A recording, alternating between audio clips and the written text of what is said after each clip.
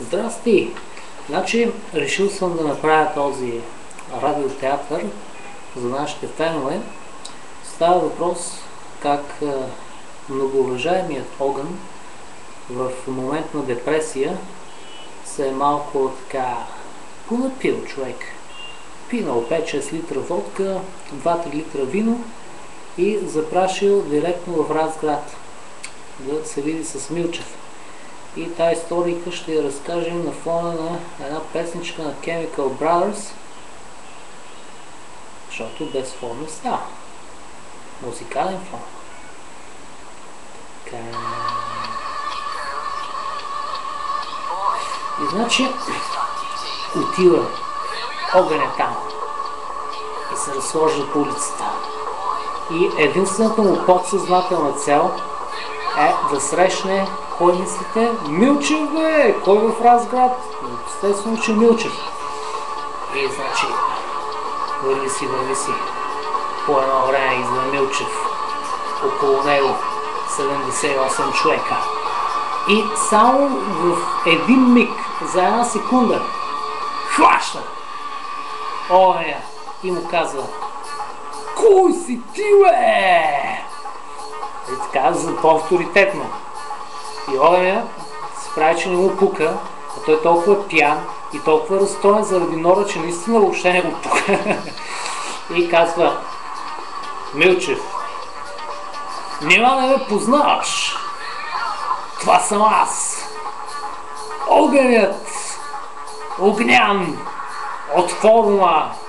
От Монтана. И тогава Милчев съвсем така колегиално и съвсем открито му казва: слушай, бе, олигофрен, ти по тази логика не знаеш ли, че сега си мъртъв, бе? И пита неговите 78 човека, които го придружават: така ли е? И така е.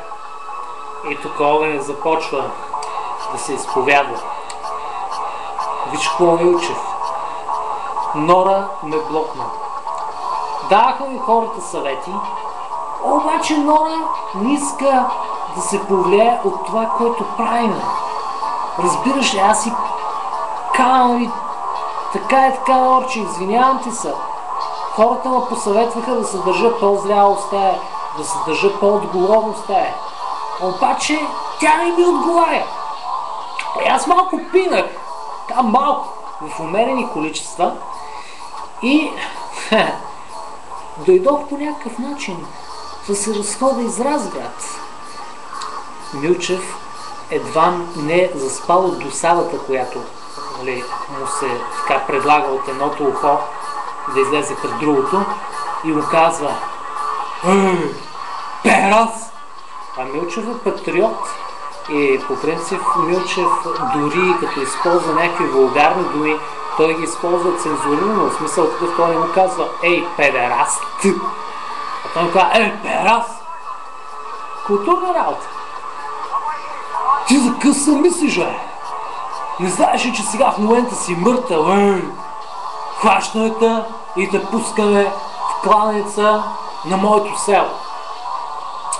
И Огъня, какво да прави, вика: я по-добре да се възползвам сега от лошата ситуация, и казва: ако има камери тук, снимайте ме! Ало, аз съм! Огъня, това съм аз!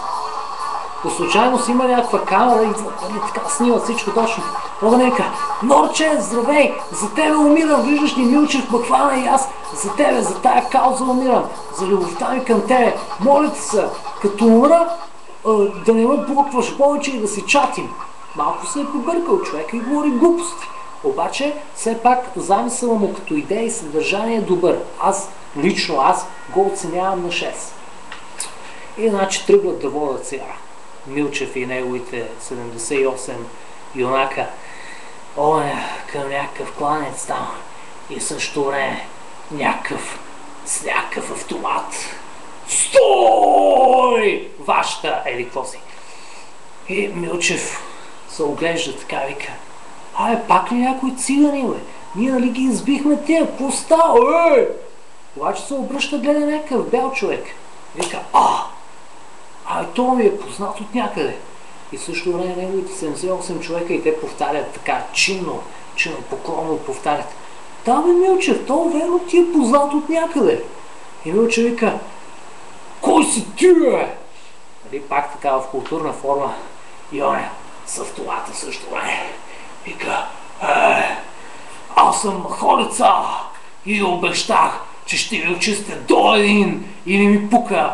И тогава Милчев вика, то откъде е автомат, бе? И също време се обръща към неговите хора и вика, виждате ли сега тук аз като ви разправим едно време, че трябваше ние и казармата там и военните да бием, вие викате, няма, циганите достатъчно. Сега видяхте ли го, он има автомат, ние нямаме нищо. И сега какво правиме? Какво правиме сега? И всичко, нали, смут такова. И Огнян в същото време си мисли, вика, то така и така, аз ще се умра заради норчето, поне да умра от някакъв куршум, да се дава в кладенец. Ще умра като истински партизанин, като истински герой. И в същото време, нали, он е тук нещо, оглежда автомата, не става въпрос за Махорица, оглежда автомата, прави се наважен, приближава се към тях човека, всичко точно. И вика, я преди да ги очистя, аз малко да си поиграя така, нали, да бъде малко по-така изчистена работата, да не стане, че съм все едно касапин, имам ги за някакви животни. Нека да пуш, това примерно ще ги питам, какво ви е последното желание? И тъй като казват, примерно, искам да пуша или искам да пия, и аз ще кажа, хубаво, примерно, сега пуши малко от моя куршум тук и ги застрелвам така, ще стане голямо шоу. И приближава се към тях и в същото време се чува някакъв много свързяващ и интересен глас, който аз лично не мога да възпроизведа, ама нещо от типа на вие, какво си правите тук, бе? И в същия момент всички се обръщат и, нали, Огнянчо вика, това е, дойде ми спасението, защото той човек е толкова пиян, толкова отчаян заради нора, че той вече на всичко се надя. В смисъл такъв някакво куче там или някакъв заед да притича, той пак ще каже, че му е дошло спасението. И обръщат се, значи, всичките и кога гледат Емилия, бе, агент Емилия Вачевич. Вау!